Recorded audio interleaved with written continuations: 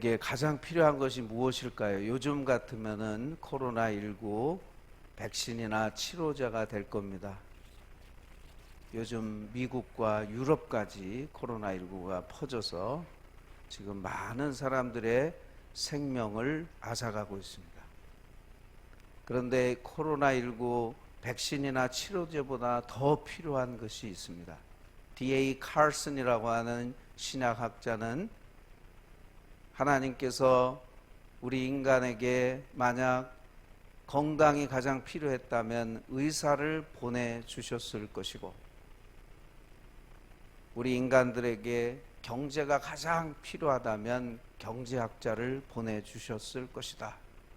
만약 우리 인간에게 오락이 가장 필요하다면 코미디언이나 예술가를 보내주셨을 것이고, 만약 우리 인간에게 정치적인 안정이 가장 필요하다고 했다면 정치가를 보내주셨을 것이다.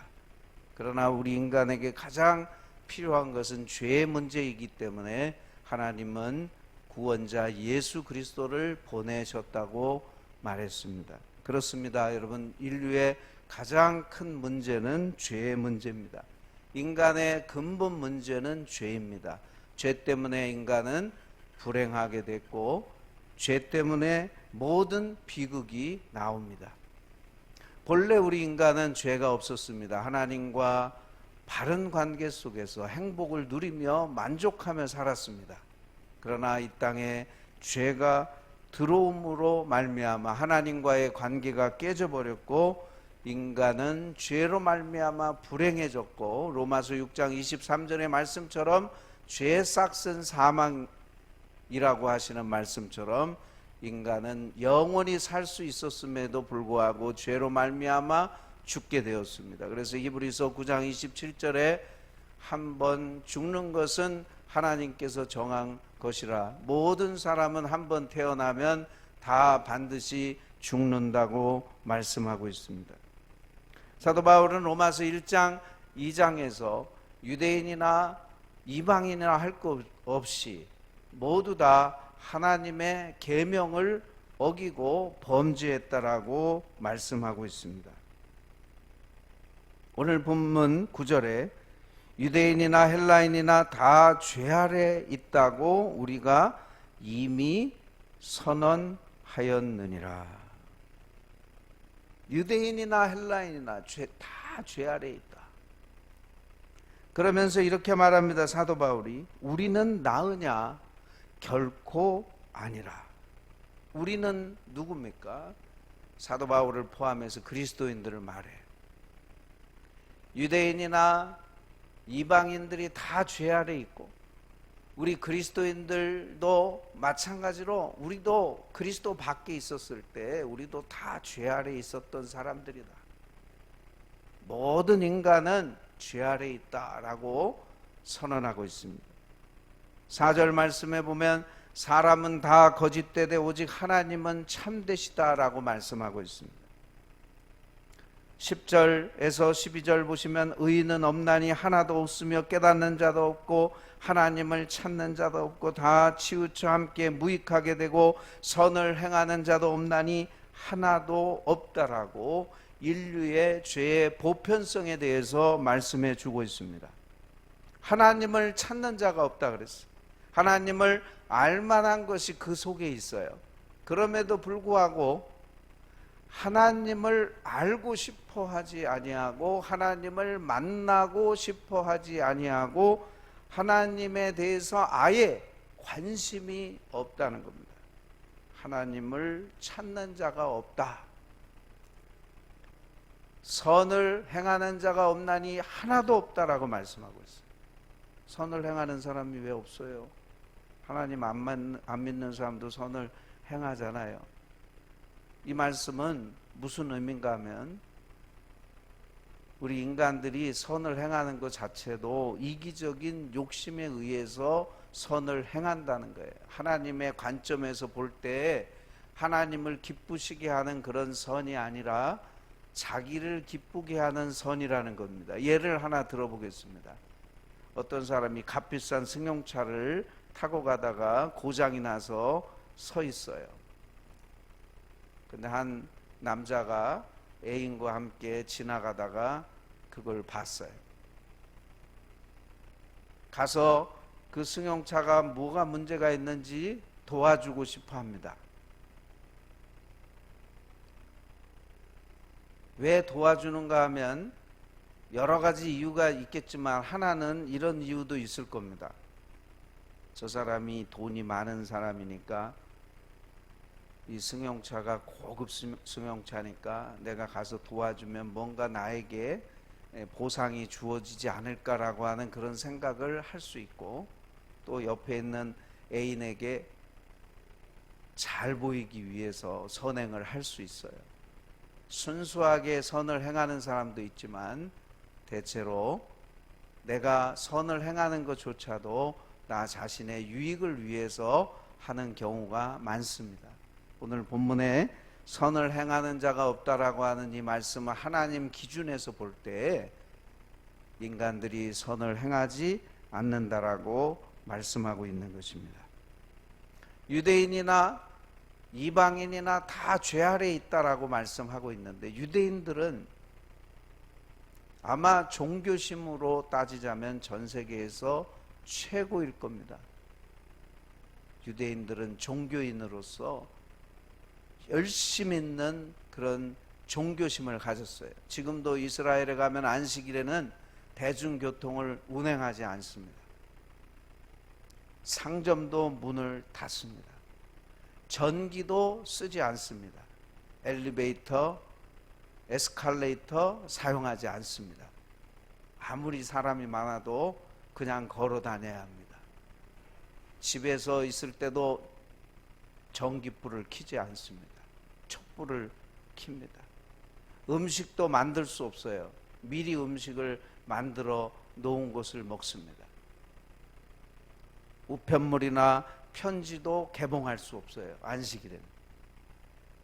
안식일에는 손톱을 깎을 수도 없고, 거울을 보고 여드름을 짤 수도 없고, 흰머리를 뽑아서도 안 됩니다. 이렇게 철저하게 유대인들은 율법을 나름대로 지키겠다고 열심을 가진 민족입니다. 그러나 그들조차도 죄 아래 있다라고 오늘 성경은 말씀하고 있습니다. 하나님께서는 종교인이라고 해서 차별하거나 편파적으로 대하지 아니하시는 의로우신 하나님이시다. 의로우신 하나님 앞에서 아무리 종교에 열심히 있다 할지라도 그들조차도 죄 아래 있고 하나님의 심판을 받을 수밖에 없는 그런 상태라고 오늘 성경은 우리에게 말씀하고 있습니다. 오늘 본문 19절에 이는 모든 입을 막고 온 세상으로 하나님의 심판 아래에 있게 하려 함이라. 모든 입을 막고 그랬어요. 법적인 용어인데, 법정에서 피고가 모든 죄가 낱낱이 다 드러났어요. 숨길 수 없어요. 잠잠할 수밖에 없어요. 자기의 입을 막고 잠잠할 수밖에 없어요. 이와 같이 우리가 하나님 앞에서 우리의 모든 죄가 다 낱낱이 드러나기 때문에 입을 막고 잠잠할 수밖에 없다라고 하는 것을 말씀해 주고 있습니다. 여러분, 이 세상의 모든 사람들은 다 죄인들입니다. 목사도 죄인이요, 교황도 죄인이요, 불교의 성철 같은 고승들도 다 죄인입니다. 사람들이 존경하고 따르는 4대 성인이라고 하는 소크라테스도, 공자도, 석가모니도 다 죄인들입니다. 상대적으로 조금 의로울 뿐이지 완전히 의로우신 하나님 앞에서 모든 인간은 죄인이라고 말씀하고 있어요. 로마서 3장 23절에 모든 사람이 죄를 범하였음에 하나님의 영광에 이르지 못하였더니라고 말씀하고 있어요. 원래 우리 인간이 처음 창조되었을 때는 영광스러운 존재였어요. 하나님의 영광을 반영했던 사람들이었어요. 근데 죄 때문에 그 모든 영광이 다 손상되고 말았어요. 그래서 모든 사람이 죄를 범하였음에 하나님의 영광에 이르지 못하였다라고 말씀하고 있습니다. 한번 상상해 봅시다. 대한민국에서 태평양을 건너서 저쪽 미국 서부까지 가야 되는데 반드시 수영을 해서 가야 한다고 가정을 해봅시다. 여러분들은 몇 분 수영하다가 거기 갈 수 있을까요? 태평양 바다를 건너가실 수 있어요?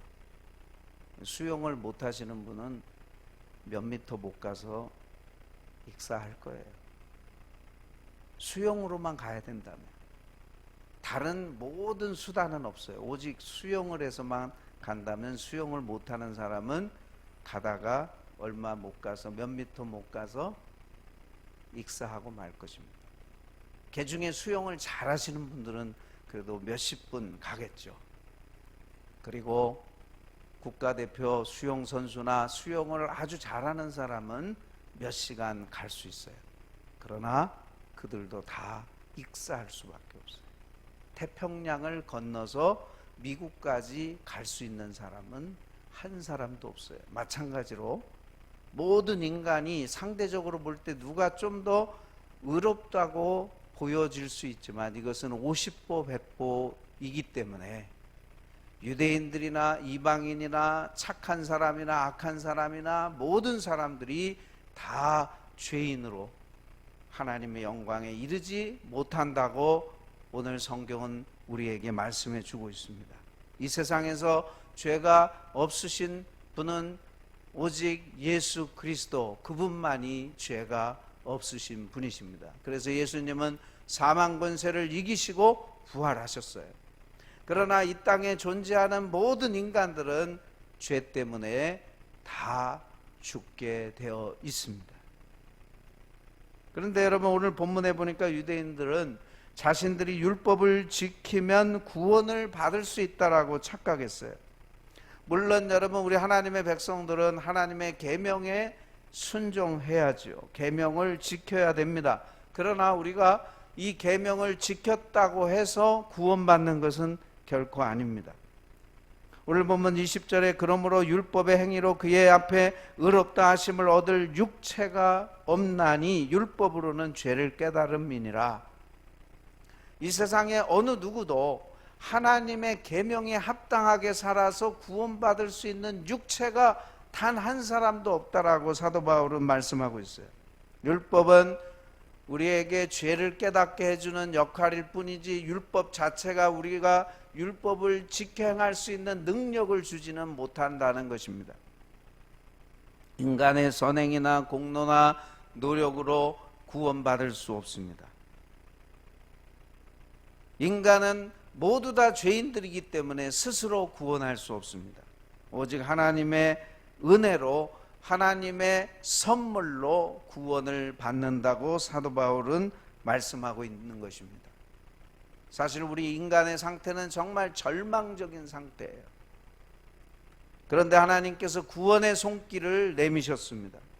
하나님께서는 우리를 구원해 주시기 위해서 예수 그리스도를 보내주셨습니다. 오늘 본문 21절 22절에 이제는 율법 외에 하나님의 한 의가 나타났으니 율법과 선지자들에게 증거를 받은 것이라 곧 예수 그리스도를 믿음으로 말미암아 모든 믿는 자에게 미치는 하나님의 의니 차별이 없느니라.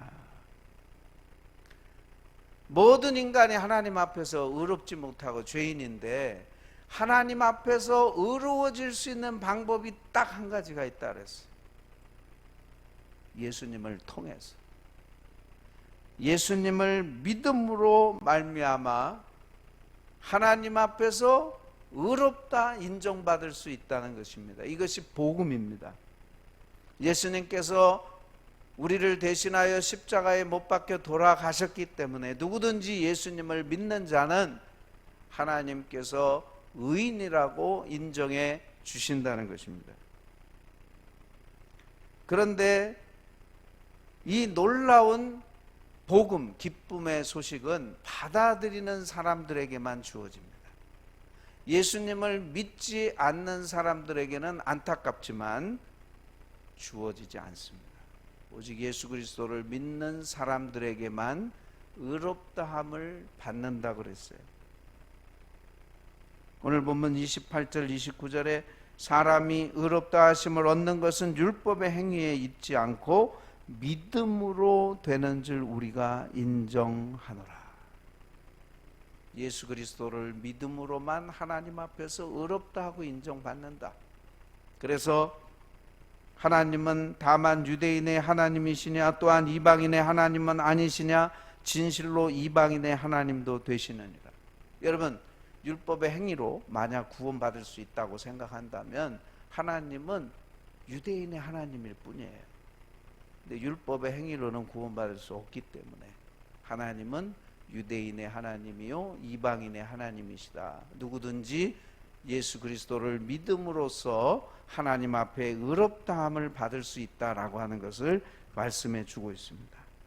오늘 본문 23절 24절에 모든 사람이 죄를 범하였음에 하나님의 영광에 이르지 못하더니 그리스도 예수 안에 있는 속량으로 말미암아 값없이 의롭다 하심을 얻은 자 되었느니라. 값없이 선물로 우리가 구원을 획득하는 게 아니라 얻는 것이 아니라 예수 그리스도를 믿음으로 값없이 하나님의 은혜로 구원이 선물로 주어진다. 속량이라고 말씀하고 있어요. 속량이라는 것은 예수님의 십자가의 피로 말미암아 우리가 하나님 앞에 의롭다함을 얻는다는 것이죠.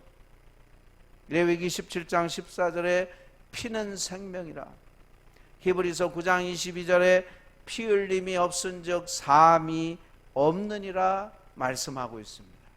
예수님의 그 피값으로 말미암아 우리가 값없이 의롭다함을 얻게 되었다고 성경은 말씀하고 있습니다. 신천지에 이만희를 믿으면 구원받는 것이 아니라 멸망당합니다. 우리를 대신해서 십자가에 못 박혀 돌아가신 그 예수 그리스도를 믿어야만 죄인이 의인이 되고 죄로부터 구원을 받게 된다는 사실을 여러분 믿으시기를 축복합니다. 오늘 본문의 25절 26절에 이 예수를 하나님이 그의 피로써 믿음으로 말미암는 화목제물로 세우셨으니 이는 하나님께서 길이 참으시는 중에 전에 지은 죄를 간과하심으로 자기의 의로우심을 나타내려 하심이니 곧 이때에 자기의 의로우심을 나타내사 자기도 의로우시며 또한 예수 믿는 자를 의롭다 하려 하심이라. 예수님께서 화목제물로 오셨는데 그동안의 모든 죄를 어떻게 하신다 그랬어요? 간과하신다 그랬어요. 예수님이 오시기 전까지의 모든 죄, 그 모든 죄를 하나님께서 오래 참으시는 중에 간과하신다. 그리고 그 십자가의 피로 저와 여러분을 의롭다고 인정해 주시는데 하나님은 완전히 의로우신 분이기 때문에 우리의 죄를 그냥 용서해 주실 수 없습니다. 십자가에서 예수님께서 저와 여러분을 대신하여 저주를 받으시고 진노를 받으시고 심판을 받으셨어요. 그래서 하나님의 공의가 만족이 됐어요. 이 십자가는 놀라운 신비예요. 하나님께서 우리를 그냥 용서해 주실 수 없어요. 그분은 공의로우신 분이시기 때문입니다. 그래서 우리는 십자가에서 하나님의 공의도 만족이 되고 하나님의 사랑도 만족이 되고 놀라운 비밀이 십자가에 담겨 있어요.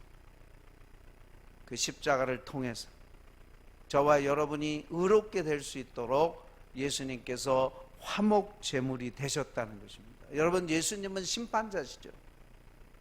그런데 예수님이 심판자이심에도 불구하고 구원자이시다는 거예요. 1930년 미국의 대공황 때 일어난 일입니다. 어느 날 상점에서 노인이 빵 한 덩어리를 훔쳤어요. 그래서 붙잡혀서 재판관 앞에 서게 됩니다. 재판관이 묻습니다. 당신 이번이 몇 번째 빵을 훔친 겁니까? 처음입니다. 저는 원래 선량한 시민이었습니다. 그런데 나이가 들어서 직장을 일거리를 찾는데 일거리가 없었습니다. 제가 굶은 지 사흘이나 됐습니다. 사흘 동안 굶다 보니 눈에 뵈는 게 없었습니다. 너무너무 배가 고파서 그만 제가 빵을 훔칠 수밖에 없었습니다. 판사가 가만히 있다가 판결을 내립니다. 아무리 사정이 딱하다 할지라도 남의 것을 훔치는 것은 잘못입니다. 법은 만인에게 평등하고 예외가 없습니다. 그래서 법대로 당신을 판결할 수밖에 없습니다. 당신에게 10달러의 벌금형을 선고합니다. 그리고 나서 이 판사는 자기 주머니에 있던 10달러짜리를 꺼내서 이 노인에게 주었어요. 이 노인은 밖에 나가서 또 배고프면 범죄할 것 같아서 그 벌금을 대신 판사가 내어준 것이죠. 이 아름다운 이야기가 사람들에게 전해져 오고 있는데 우리 예수님께서는 이 판사처럼 저와 여러분을 심판하는 심판자이시지만 동시에 우리의 구원자로서 10달러가 아니라 자신의 생명을 저와 여러분에게 내어주신 것입니다. 우리를 구원해 주시기 위하여 자신의 생명의 그 놀라운 귀중한 것을 우리에게 주셨다는 사실을 우리는 기억해야 되겠습니다. 오늘 본문 25절에 보면 예수님이 화목제물이 되셨다 그랬어요. 영국 캐더릭 캠프에 가면 세계 제2차 세계대전 때 한 통신병이 폭탄이 소나기처럼 빗발치는 그 현장에서 절단된 전선을 연결하라는 명령을 받았어요. 전선이 끊어졌어요. 연결해야 되는데 전선이 끊어졌어요. 자기 몸이 전도체가 되어서 양쪽에 그 선을 붙잡음으로써 선을 연결하고 그 현장에서 전사한 그런 그림이 거기 있다고 합니다. 이 병사 통신병은 양쪽에 선을 잡고 자기 몸이 하나의 전선처럼 연결함으로써 자신의 명령을 수행한 것처럼 우리 예수님께서 죄로 말미암아 하나님과 우리가 원수가 되었고 하나님과 우리 사이의 모든 관계가 깨져버렸을 때 예수님께서 한 손으로 하나님의 손을 붙잡고 한 손으로는 저와 여러분의 손을 붙잡고 우리를 연결시켜 주셔서 하나님과 화목되어 하나님의 자녀가 되는, 하나님의 사랑받는 자녀가 되는 놀라운 은혜가 우리에게 임하게 된 것입니다. 여러분은 그리스도 안에서 하나님의 자녀인 줄로 믿습니다. 여러분의 의가 아니라 여러분이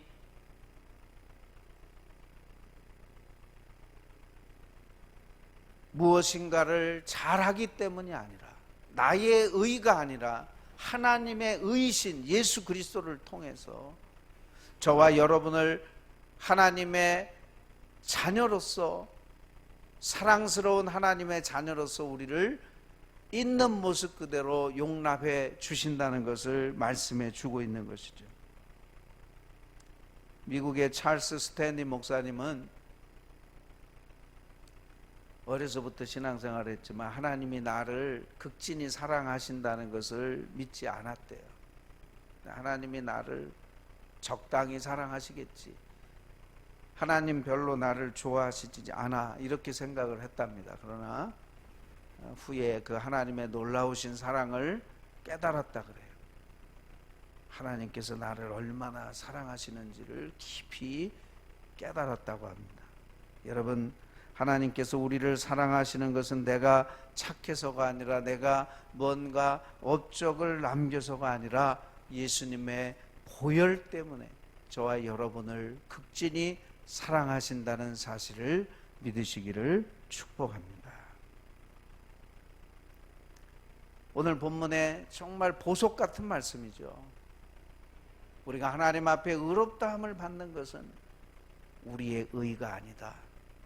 하나님의 의신 예수 그리스도를 믿음으로써 하나님 앞에서 우리가 의로워진다. 구원을 받고 하나님의 자녀가 되고 천국의 소망을 갖게 된다라고 하는 그런 놀라운 말씀이 오늘 본문 로마서 3장에 담겨 있는 것입니다. 위대한 부흥 강사 D.L. 무디가 있는데 그분이 어느 날 탄광촌에 복음을 전하기 위해서 갔어요. 거기 가서 복음을 전하다가 탄광 책임자에게 복음을 전했습니다. 예수님을 믿어야 구원받습니다. 복음을 전하니까 이 탄광 책임자가 D.L. 무디를 보고 허허, 믿기만 하면 구원을 받는다니 도무지 믿겨지지 않네요. 구원이 너무 싸군요. 믿기지가 않아요. 어떻게 믿으면 구원받습니까? 그렇게 간단합니까? 저는 이해할 수 없어요. D.L. 무디가 그에게 이렇게 물었어요. 당신 오늘 갱 아래로 내려갔습니까? 네, 오늘 내려갔었습니다. 수백 피트 되는 깊은 곳까지 내려갔습니다. 어떻게 내려갔습니까?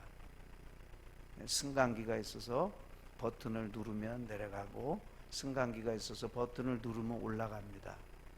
당신이 한 건 아무것도 없습니까? 네, 저는 아무것도 한 게 없어요. 탄광 회사에서 이 승강기를 설치해 줬기 때문에 저는 아무것도 한 게 없습니다. 그저 버튼만 눌렀을 뿐입니다. D.L. 무디가 말했어요. 바로 그겁니다. 예수님께서 당신을 위해서 이미 십자가에서 못 박혀 돌아가셨습니다. 당신이 구원받을 모든 것을 주님께서 다 이미 행하셨습니다. 당신은 예수 그리스도를 믿음으로 구원받을 수 있는 것입니다. 사랑하는 성도 여러분, 누구든지 구원을 받으려면 예수님을 부르고 그분을 믿을 때에 구원을 받습니다. 예수님을 붙드시기를 축복합니다. 주님께서 여러분을 붙들어 주실 것입니다. 저와 여러분은 연약하고 부족해서 주님을 붙들었다가도 힘들면 놓을 때도 있고 변덕스럽게 주님을 잘 따르다가도 주님을 외면할 때도 있습니다만 우리 주님께서는 절대로 포기하지 아니하고 저와 여러분을 붙들고 계시다는 사실을 믿으시기를 바랍니다. 오늘 여러분, 이 복음만이 인류의 소망이에요. 이 복음만이 저와 여러분의 소망입니다. 예수 그리스도의 복음 이외에 우리에게 소망이 없어요. 오늘 예배하시는 모든 성도님들 가운데 이 놀라우신 하나님의 은혜가 임하시기를 주님의 이름으로 축원드립니다.